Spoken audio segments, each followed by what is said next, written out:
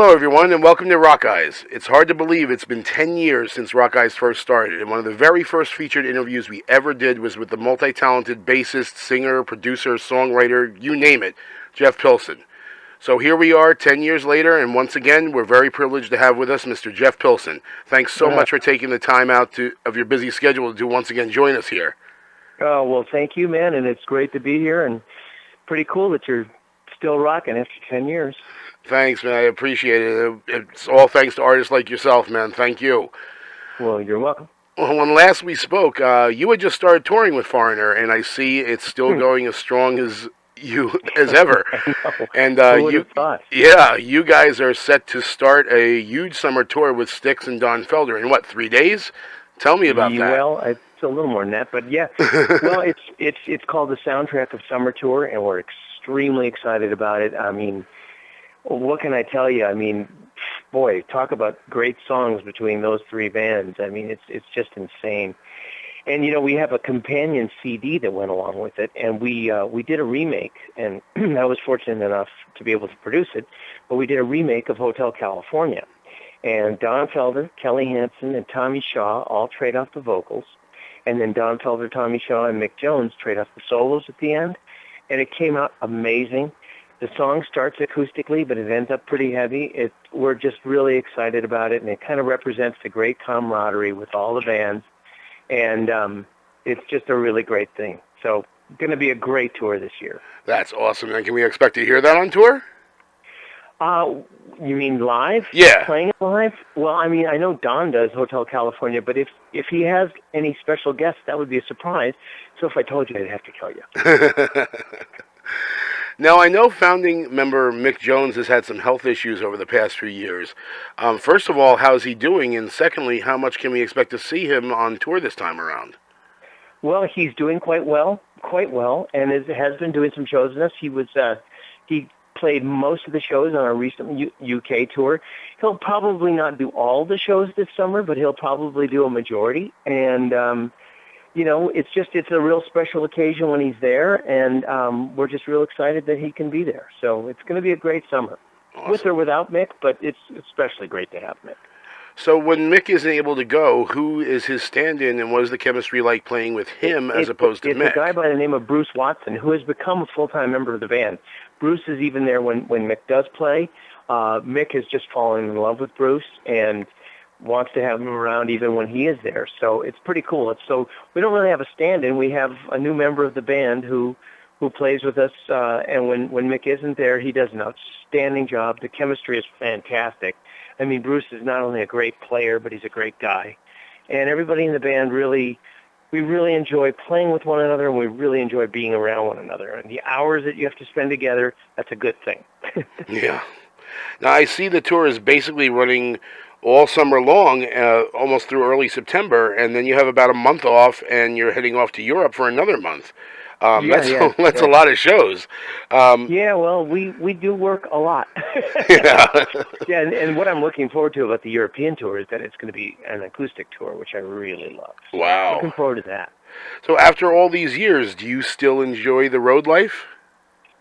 Well, you know, the traveling part doesn't always appeal to me. I mean, that gets a little tiring, but I still love the playing part.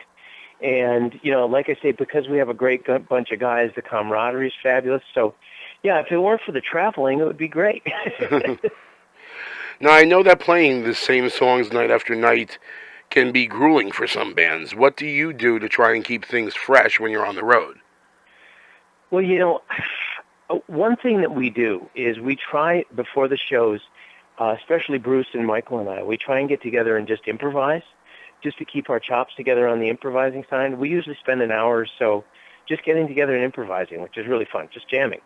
Sometimes Chris joins us, our drummer, and we have fun doing that. But, you know, the good thing is with Foreigner, the songs are so strong, and the audience reaction is so great that you don't really get tired of playing the songs. And how? Cool. Yeah, that's great. And how do you feel like the fans? I mean, you're still getting these huge turnouts night after night, show after show. How do you explain that the fans have just been keep coming out for you guys after all these years? You know, I mean, we're you know, no doubt we're a band who, you know, tries to put on a great show, and you know, in my personal humble opinion, I think we are a great band. But, a lot of it just comes down to these songs. These songs are just great, great songs, and they're timeless songs. So, they don't have an expiration date on them. There's not going to suddenly be a time when people would stop liking them. I mean, I think people will be listening to Foreigner songs 50 years from now. So I think it is. I think it's just when you have great songs like that and the amount of great songs that Foreigner has, you're going to stay in the public consciousness a lot longer, and we happen to be very fortunate that we're able to do that. Mm-hmm. Now, you guys, one of the unique things about Foreigner, especially nowadays with Mick being one of the only members left from the original band, when he's not there, I mean, have you ever discussed with him as far as like a passing on the torch kind of thing to keep this band going like long into the future? Well, we haven't outrightly discussed it, but it certainly seems like all evidence points to the fact that we could do that. And, I mean, the thing is that's predicated on Mick wanting to leave, which he really doesn't want to do. I mean, he doesn't play as often as we do. That's true. But he still loves it, and he still loves to be out there. So I don't really see an end to that just yet. And so like I said, we haven't talked about, what comes next, but I think we all know that because of the legacy of the band with the songs, that there certainly is every possibility that we could do that. So we'll see. I think it would actually be easier for a band like us to do that than for a band like Kiss, who outrightly says they're going to do that. Right. In a way, it'll be easier for us because, Foreigner was always a kind of faceless band. So, and I think... So in a way, with the songs of Foreigner, it's so much about the songs that I could see us really pulling it off. With Kiss, there is a bit of a personality issue there that I think they'd have a hard time replacing. Mm-hmm. So whether you like them or not, Right.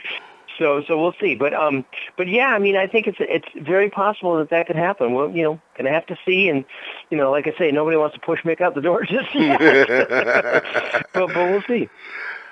So, after all these years, you still get that same invigoration when you step out on stage every night? I do. It's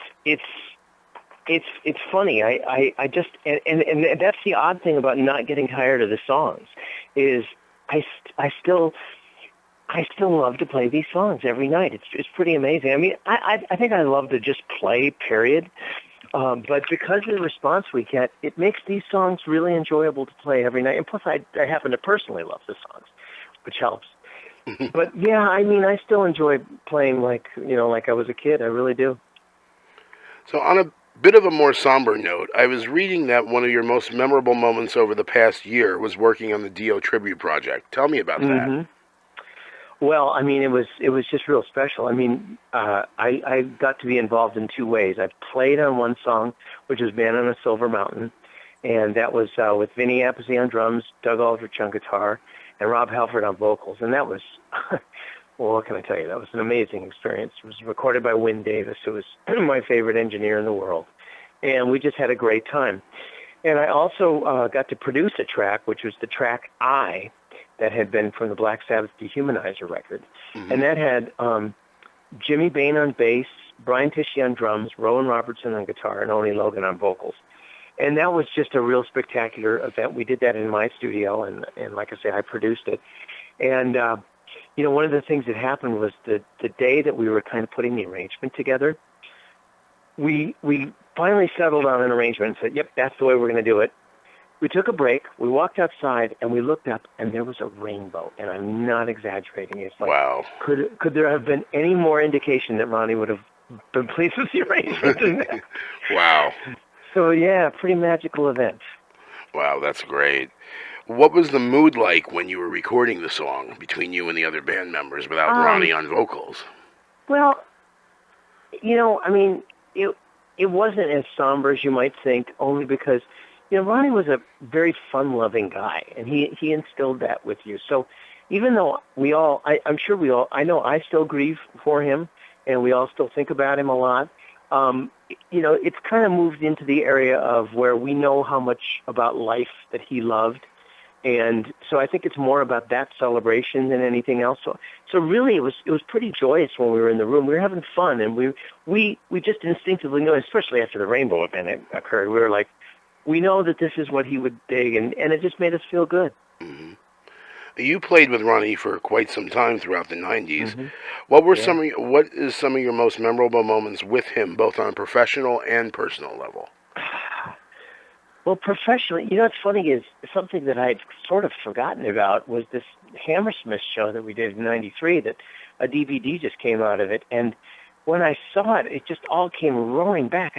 I just kind of not forgotten it, but I'd forgotten how great a show it was, and that was a real memorable tour. That European tour that we did. It was long, very grueling, but it was great. And anyway, so it was just a real cool experience going through all that, and playing with that band live was just amazing because the band kicked ass. It was just great. Vinny is one of the most powerful drummers on the planet, and anytime I get to play with him, I'm a happy camper. So that was professionally just a real highlight. And then personally, the thing with Ronnie is he was such a generous friend and such a good friend, and just a fun guy. I mean, a very, very positive guy. He just, he made you feel good to be around him. And so, I mean, I think just being his friend was a real highlight in my life, and I'm very grateful for that. Hmm. I know this is going to probably be a tough one, but if you could put your finger on just one thing you took away from that whole experience, what would it be? Generosity of spirit, just really opening yourself up to being generous of spirit, because the more you encourage others to thrive in their spirit, the more your own spirit gets fulfilled. And I really did learn that lesson from him, and it's one I'll never forget. So recently, I hear you were involved with the Ox and a Loon tribute. Yeah, What was that all about? Well, Brian Tichy puts on these crazy, wonderful shows, that are tributes to various artists, and he's done the Bonzo Bash things, the tribute to John Bonham. Well, this was a tribute to Keith Moon and John Entwistle, one of the greatest rhythm sections ever in rock. And so he asked me to be part of it, and I was very, very happy to say yes.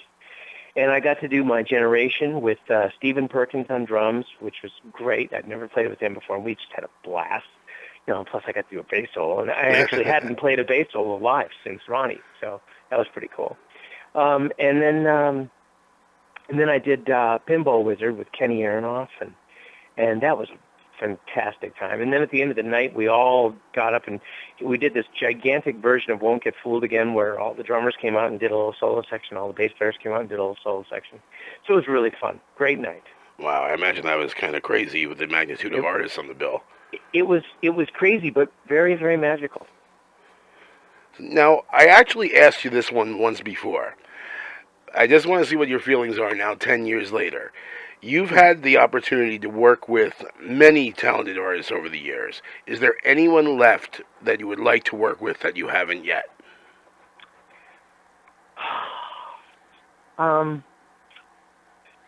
Abe Laboriel Jr. Why is that? I don't know. I guess because he's played with McCartney a lot, so he'd have a little of that. And I love his drumming. I just love his drumming. I think he's amazing. Just for the record, that was your answer the first time, too. Was it really? Actually, it was Paul McCartney, but that's close enough. You're right in the ballpark. Wow. How funny. Yeah. Well, I'd love to work with Paul, but I think it's a little more practical to wish for Abel Laboriel. Although, Dave Grohl probably would have said that 10 years ago, and look at him. So, who knows? Who knows? There you go. Well, I guess it's about time to talk about the white elephant in the room, Dokken. After all these years separated from the band, do you ever get tired of it being brought up either in interviews like this one or from your fans? No, of course not. I mean, I really don't. I mean, a long time ago, I came to the realization that I was always gonna be, no matter how many years I'm in Foreigner, I'm still Jeff Pilson from Dokken, and that's perfectly fine. Listen, I'm very proud of what Dokken did, and I think it was a great band that accomplished something very special, and I'm grateful to have been a part of it, and I'm proud of what we've done. So I would never begrudge anybody asking me anything about Doc and whether we're going to get back together or what it was like or any of those questions. I could never begrudge them. You know, there was a time at one time when the wounds were still pretty fresh of the breakup where, you know, I didn't like hearing about it that much. But that's a long time ago, and like I said, I've since come to the realization that I should just be really grateful that I had that, because you know what? I wouldn't be in Foreigner right now, because what got me in Foreigner was being in Rockstar, and being in Rockstar I wouldn't have gotten without being in Dawkins. So it all kind of goes back to that. So how could I ever get tired of being asked about something that's that pivotal and that important in my life? Right. Oh, you remain pretty close with George Lynch over the years and have worked with him on several projects over the years, and most recently TNN. How is that going? Well, you know, we're talking about starting to try and write again coming up in November, when there's a little bit of downtime from Foreigner. It's so hard to schedule things with the Foreigner schedule, and but we talk all the time, and you know that's the current goal, is to try and do some writing in November and get out a record sometime next year. It'd be fabulous if we could. Mm-hmm. What's your relationship like with Don nowadays? Well, we've had email contact, and you know, some of it's been good, and some of it's been not so good. You know, there appear to be issues that remain. I mean, honestly, I think of him as a brother, and kind of, it's kind of sad the way our relationship has kind of eroded, and that makes me sad.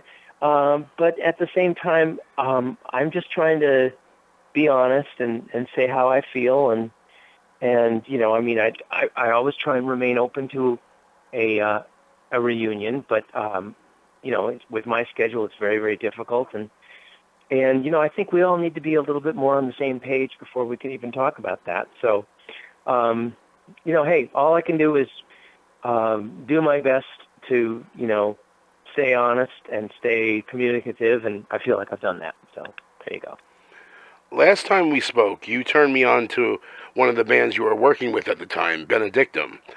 And they have basically become pretty much regulars here at Rockeyez over the years with every album they've released. Are there any new artists you're working with now that you can tell us about? Yeah, there is. There's a new artist that is not exactly a new artist, but it's something that's going to blow people's minds. And that's The Last in Line, which has got Vinny Appice, Jimmy Bain, and Vivian Campbell, the original Dio band, with a singer by the name of Andrew Freeman. And we have just recorded 4 songs. They plan on releasing a record probably not until spring of 2015, because we're talking about trying to finish up the record at the end of the year, because, I mean, you know, Vivian's off now touring with Leopard, and I'm off touring with Foreigner for, you know, till fall. But the plan is to try and finish a record at the end of the year. And let me tell you, the 4 songs that we did came out so amazing. People are going to flip. It is absolutely, it's frighteningly great. It's got, we did all the tracks live in the studio, guitar, bass, and drums playing live. All we did was overdub a little bit of guitar, you know, fix up if anybody made a mistake. But then from there, we just added the vocals, and it's sick how great it came out. Andrew Freeman is so great, and the band is playing better together than ever. It is monumental, and I am so excited for this, and I can't wait till the record comes out. Awesome. I'll be looking forward to that. And is it all original stuff? Yeah. They've done some shows where they play Dio material, and in fact, they've done some big shows, and they've gotten some amazing reviews. The band is phenomenal. But yeah, they decided, you know what, let's write some stuff and see what happens, and they did, and it came out amazing. So, you know, we're almost half a record done, and it's fantastic. That's awesome. We can't wait to hear it. Yeah, you're gonna flip. You really are. It's great. It is great. It's got the Dio vibe. It's amazing. You know, the vocals don't sound like Dio, but it's got the vibe of the band, and it's organic and raw, and it's wonderful. That's great. We'll really be looking forward to that one. Mm-hmm. So how is your relationship now with Veronica and Benedictum? Do you have any more plans of working with them? I talked to her just the other day. Actually, you know, she's working on a solo album right now, and we're going to try and get together in June to work on a song for that.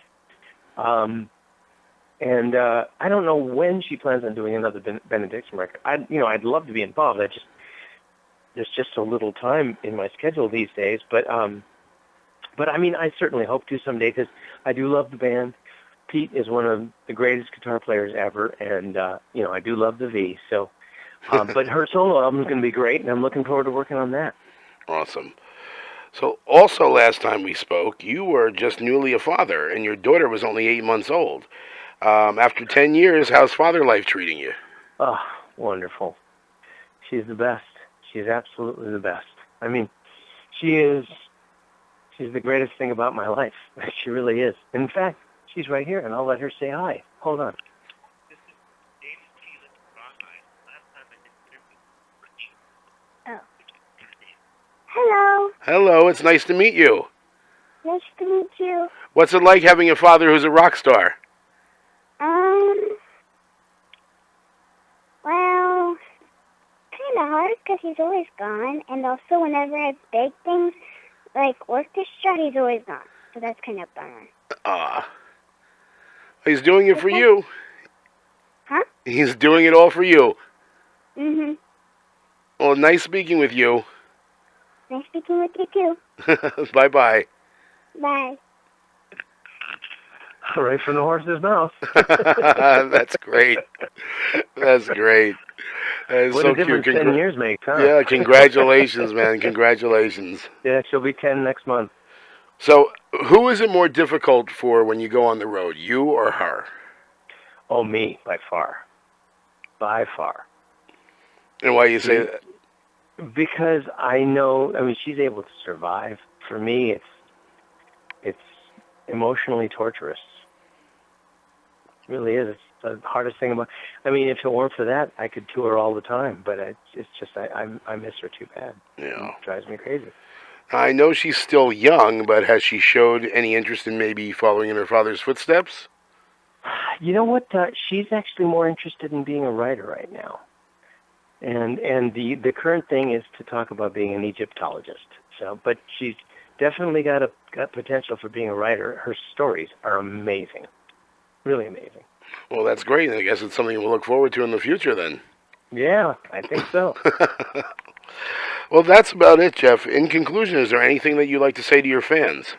Oh, just, everybody's been so great. And, things only get better. That's what's amazing to me is that, things have only gotten better. And I really appreciate people coming to the Foreigner shows and supporting all the albums that I record. It's been a really wonderful thing. So just thank you for being there. And I can't wait till everybody hears the last of mine. They're going to flip. As I said, we're all going to be looking forward to it. Jeff, thank you again so much for taking the time to do this. We wish you all the success in the world and look forward to seeing you real soon. Thank you. Thanks.